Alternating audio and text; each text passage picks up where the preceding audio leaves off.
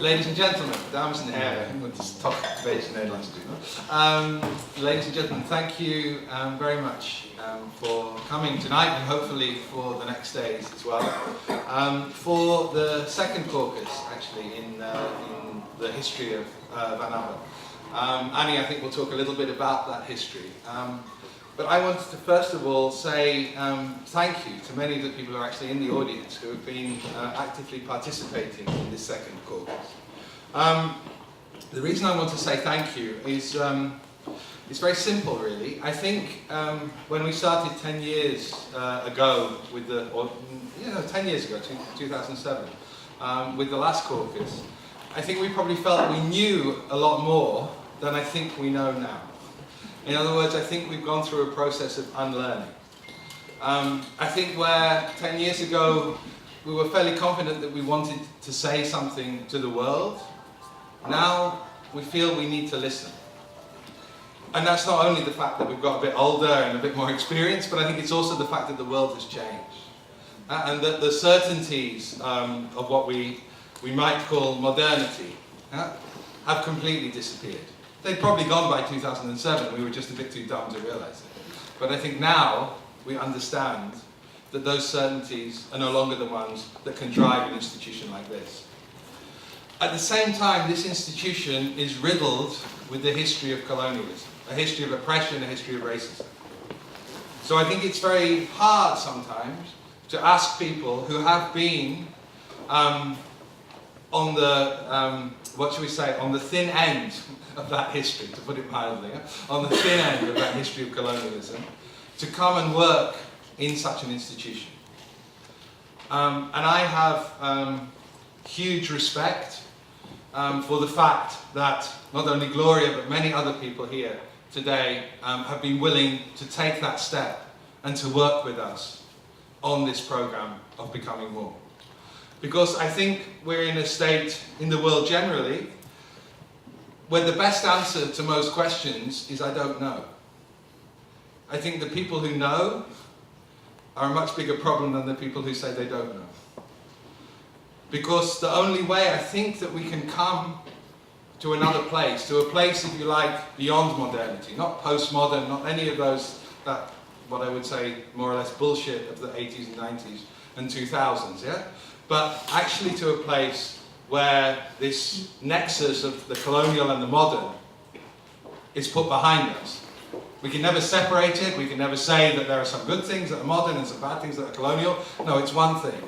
And the only thing we can do is take distance. Neem afscheid. Take distance and remember. And of course one of the fundamental purposes of a museum like this is just to remember what happened in that modern colonial time. In order perhaps never to repeat it, but also in order to learn from it so that we can go forward. And I think that's the situation that we're in. We're in a situation of learning from that past without knowing what that future might hold. Sometimes I talk in longer talks than my 2 minutes tonight about the fact that we're in a period of transition. I think most people agree, almost intuitively, that the old truths, the old shibboleths you say in English, are no longer true. That the truth that we knew is no longer true. But there is no new truth. And maybe no new truth will come, or maybe many parallel truths will come. Because in a way, looking for a single truth, looking for one answer to follow the old answer of modernity is modern in itself. It puts the question of what's going to be the next modernity. But that's maybe the wrong question. The right question is maybe how can we listen to each other? And how can we learn from each other? And I think in that vein, this Becoming More is for us extremely important. Extremely important for the fact that you've all come, which I'm very grateful for, but also for the fact that this will be the start of a new phase for the museum. And not only for the museum, I hope for other things. Gloria's going to talk a little bit about a much wider perspective than this museum, but nevertheless we're part of society, we're part of the world, and we have our responsibility to that society and to that world. And so in that sense we have to be sensitive to the fact that we know much less now as an institution than we did 10 years ago. And in that sensitivity we have asked people to contribute to becoming more, to this whole program, which you can see, it's a propaganda bit, but you can see in this book. And you are extremely welcome for all the events, tomorrow, Saturday, Sunday, and the next weekend as well. Events which I hope will unfold in a way which will answer not necessarily our questions, but your questions, because I think that's in a way more important. And in answering your questions, you can maybe help us to ask the right ones for you. So that's the situation that we're in. We know less than we did 10 years ago, but we know at least that we need to listen. And we know at least that we need to try and understand what we might do in the future through the guidance of others. So I hand it over now to Annie to introduce the talk and to say you're very welcome, and I hope that the discussions over the dinners and over the next 10 days will be fruitful for us and for you, but that also together, because it only works together, we can actually create a new kind of institution built on the colonial wreckage which this institution defended for so long. Thank you very much.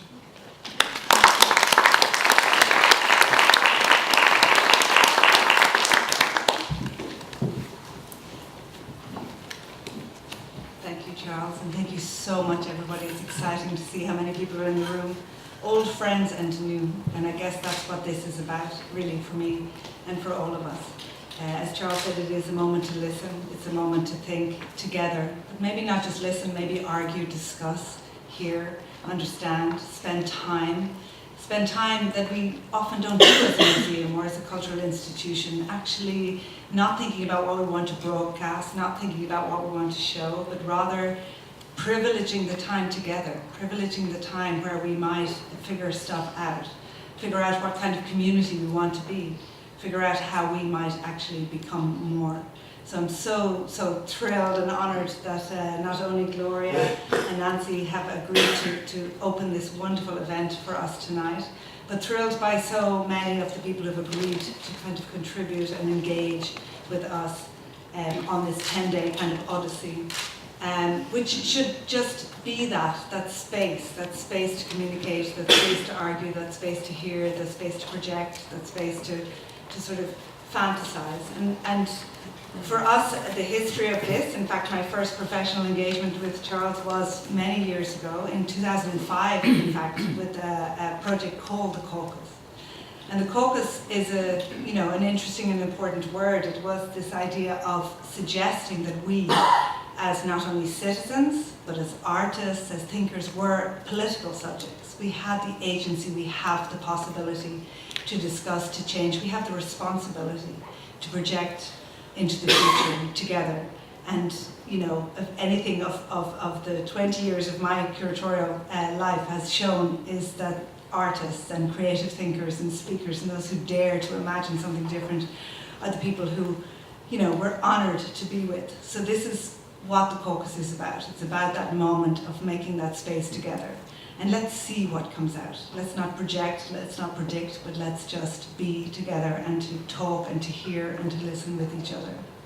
I'm also hugely, hugely privileged and delighted to have a wonderful sort of co-thinker who is Iris Kensmel, who is opening this caucus with not only her wonderful work, which is called Studies in Black Modernity, but who agreed with us that maybe we would commission a work for the museum. It's nice, to think about the idea that a museum is a place of collections. It's a place where a work goes into the collection. It's part of a legacy, a history that we build up. But she was open enough and excited enough and engaged enough and sort of artistic enough to think with us about the idea that what would it be if she not only gave form to her ideas, but actually invited some of the people that she felt were super important to project and to talk and to be with us over these next few days.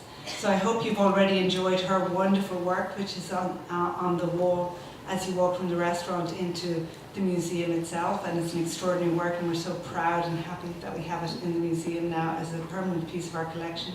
But she's also so generous, so she's invited not only all of these wonderful speakers, but also Jabu Arnel, who did this wonderful performance tonight, So she's a catalyst to bring a kind of community together, and I hope this is just a symbol and a beginning of how we might talk through artworks that are not just broadcasting, they're not just moments that we might collect and allow to sort of fetishize as kind of singular artworks that we might simply passively sort of absorb, but rather catalysts for thinking, catalysts for how we might think and imagine the world together. And so it's with that sort of generosity and that generative thinking that I think it's a wonderful way to kick off the caucus today. So I'd like to say so many things, and I think we'll repeat them often over the next few days. We're here together. All of you are super welcome to come back. We've devised these 10 days with many people, and as Charles said, you know, it's not just about what we didn't know. Maybe it's about a different behaviour. It's a different behaviour as a museum, not only to listen, but actually to share space, share platforms with others. So a big part of the caucus and all of this amazing programme is not us, it's actually people who came to us with urgent things to think about, who came to us with programming that they said they wanted to deliver. And so that's what we've been trying to work with this time. It's not about us broadcasting a kind of authoritative voice, it's much more about sharing and hearing and listening and giving space to different voices. So that's what we will see, and I'm so happy that it's happened in relation to not only artworks, but what we're going to hear and to see over the next few days. So not only do we have Iris and Jabu's wonderful work tonight, we also have Naveen Kamdasos, who's developing this incredible mural that I'm sure many of you have seen in the eye, which is the space in between Iris's work and what Jabu was doing tonight, which is this extraordinary mural. And I think Naveen will be happy to talk to you and to discuss her work as well over the next 10 days. So it's something really important about that idea of not just discourse, but also work, new work, artistic work, and the combination between these things that has always been really important. It was important the last caucus and the one before. So it's not just discursive, it's action, it's work, it's artwork, it's aesthetics, it's experience, that we share these things together and we think them together. So in terms of that, tonight is a very special moment because actually to welcome Gloria Becker here and Nancy Joao to sort of launch our thinking. They're both super important thinkers for us, and we're just so honoured to have them both tonight. So just to explain very quickly what we're going to do. We're going to have a lecture tonight from Gloria Becker, who is the Emeritus Professor of Gender Studies, the Faculty of Humanities in Utrecht University. And her work focuses on the intersections of colonialism, racism, white privilege, feminist theory, lesbian theory, and women in the Caribbean. And her new book, for me, is just exciting and important, and I'm just so happy that we have the possibility to hear her talk about it, because I think it's finally somebody who has enunciated a kind of recent lived history of the Netherlands in relation to lots of ideas that we've been thinking about.